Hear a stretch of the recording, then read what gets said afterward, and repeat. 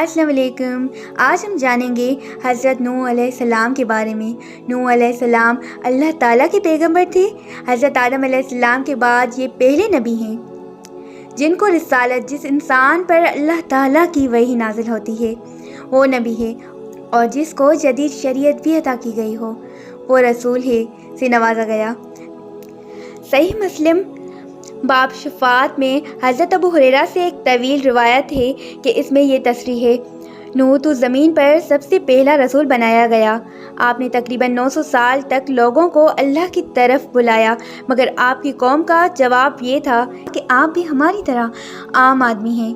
اگر اللہ کسی کو بطور رسول بھیجتا تو وہ فرشتہ ہوتا، اور اس میں سے صرف 80 لوگوں نے ان کا دین قبول کیا۔ نوح علیہ السلام تمام رسولوں میں سب سے پہلے رسول تھے جنہیں زمین میں مبعوث کیا گیا۔ ان کی بیوی کا نام واحلہ تھا۔ نوح علیہ السلام نے ان کے عذاب کی بددعا فرمائی، جس کے نتیجے میں ان پر سیلاب کا عذاب نازل ہوا۔ اللہ تعالیٰ نے آپ کی قوم پر عذاب بھیجا اور آپ کو ایک کشتی بنانے اور اس میں اہل ایمان کو اور ہر چرند پرند کے ایک جوڑے کو رکھنے کو کہا۔